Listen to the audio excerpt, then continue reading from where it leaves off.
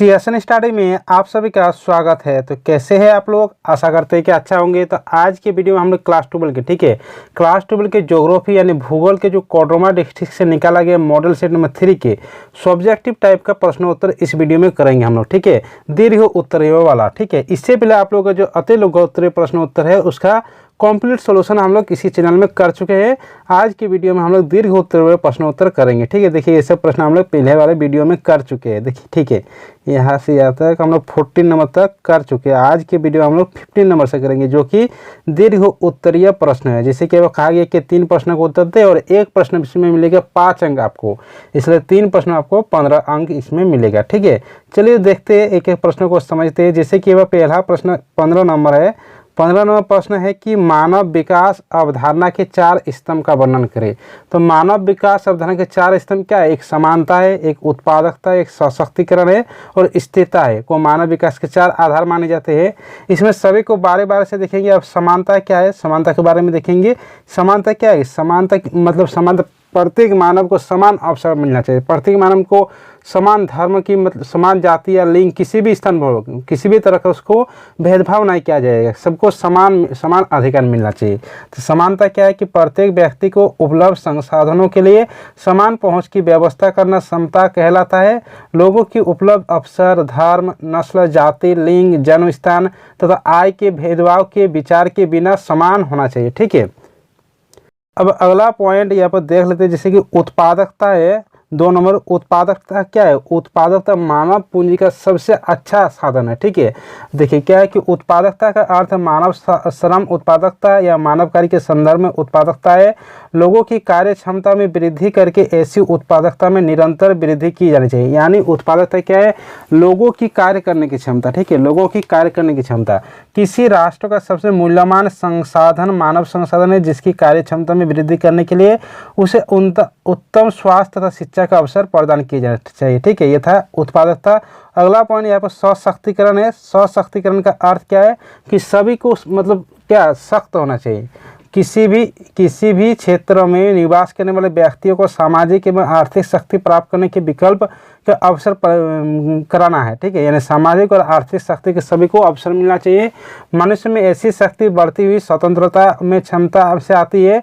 लोगों को सशक्त करने के लिए सुशासन एवं लोकोन्मुख की नीतियों की आवश्यकता होती है। वर्तमान समय में मानव विकास सूचकांक की दृष्टि से निम्न स्तर वाले पिछड़े हुए समूह के देशों के लिए सशक्तिकरण का विशेष महत्व है। अगला यह 4 नंबर पॉइंट है मानव विकास के कि स्थिरता क्या है।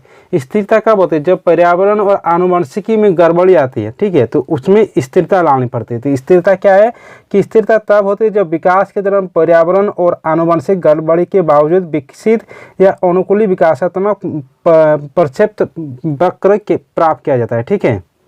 प्रश्न पर करते हैं 16 नंबर वाला प्रश्न क्या है कि चलवासी पशुचारण और वाणिज्य पशुधन पालन में क्या अंतर है। देखिए चलवासी पशुचारण उसको कहते हैं जो प्राचीन तरीके से पारंपरिक तरीके से पशुओं का पालन करते हैं, और वाणिज्य पशुधन पालन उसको कहते हैं जो वैज्ञानिक तरीके से यानी जो नए आधुनिक तरीके से जो पशुधन का पालन करते हैं उसको कहते हैं वाणिज्य पशुधन पालन। तो दोनों में अंतर को देख लेते हैं कि चलवासी पशुचारण एक प्राचीन जीवन निर्वाह व्यवस्था है जिसमें पशुचारक अपने भोजन, वस्त्र, शरण, औजार एवं यातायात के लिए अपने पशुओं पर निर्भर करता है। पशुचारक पानी एवं चारागाह की खोज में मैदानों भागों तथा पर्वतीय क्षेत्र में लंबी दूरियां तय करते हैं। यह हुआ चलवासी पशुचारण। अब देखेंगे वाणिज्य पशुधन पालन। तो वाणिज्य पशुधन पालन वैज्ञानिक आधार पर पशुओं की पूंजी गहन और संगठित पालन है। ये देखिए वाणिज्य पशुधन पालन वैज्ञानिक आधार पर है और चलवासी पशुचारण एक प्राचीन जीवन निर्वाह है का पूंजी का गहन संगठित पालन है। वाणिज्य पशुधन पालन की मुख्य विशेषता है कि यह स्थायी फॉर्मों में किया जाता है। वैज्ञानिक तरीके से पशुओं के पालन के कार्य किया जा रहा है। अगला प्रश्न 17 नंबर है। 17 नंबर प्रश्न है कि भारत में प्रवास के परिणाम का वर्णन करें। कि प्रवास के क्या क्या परिणाम हुआ? तो बहुत सारे परिणाम हुआ। सबसे पहले तो परिणाम हुआ आर्थिक परिणाम। आर्थिक परिणाम ये हुआ कि भारत के लोग दूसरे देश या दूसरे जगह जाकर अपना काम करता है, वहाँ से पैसा लाता है, यानी वित्त की व्यवस्था बढ़ी। आर्थिक परिणाम बढ़ा प्रवास से। तो भारत दुनिया में अंतर्राष्ट्रीय वित्त पोषण का सबसे बड़ा प्राप्तकर्ता है।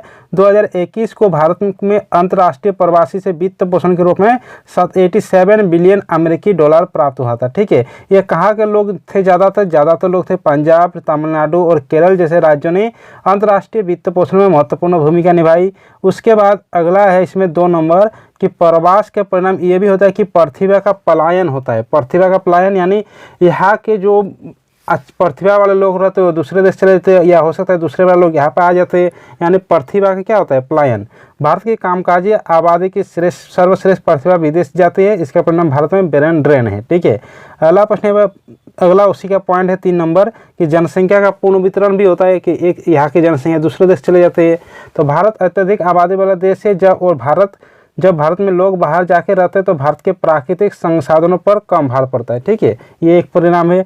अगला परिणाम यहाँ पर 4 नंबर है कि सामाजिक, सांस्कृतिक, पर्यावरण, यानी जब प्रवासी होते हैं तो क्या सांस्कृतिक भी या एक जगह से दूसरे जगह आता जाता है, ये भी एक परिणाम है। तो अतीत में भारत में मध्य एशिया, पश्चिम एशिया, तिब्बत आदि से लाखों प्रवासी भारत आए थे।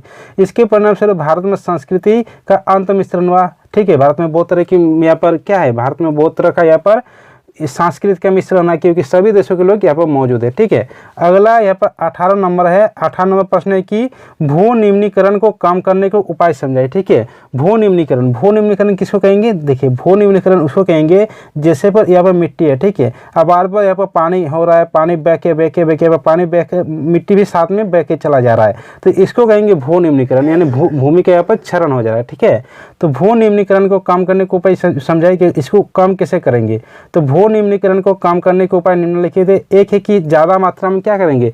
पेड़ लगाएंगे, वन लगाएंगे, तो भू निम्नीकरण कम होगा क्योंकि पेड़ लगाएंगे तो वहाँ पर पेड़ की जो जड़ है वो पानी, वहाँ पर जो पेड़ की जड़ है वो यहाँ पर मिट्टी को जकड़ के रखेगा जिससे मिट्टी यहाँ पर बहेगा नहीं। ठीक है, तो वन रोपण और आश्रय पेटियों का रोपण और रेत के टीलों को स्थिर करने से भू निम्नीकरण में कमी आएगी। अगला यहाँ पर है पॉइंट कि बरानी क्षेत्र में गहन सिंचाई पद्धति से भी भूमि में जल भरा होता है, जल एक जगह पर इकट्ठा होता है जिससे मिट्टी की बहाव नहीं होती है, जिससे मृदा में लवणता बढ़ जाती है और भू निम्नीकरण कम का कारण होती है।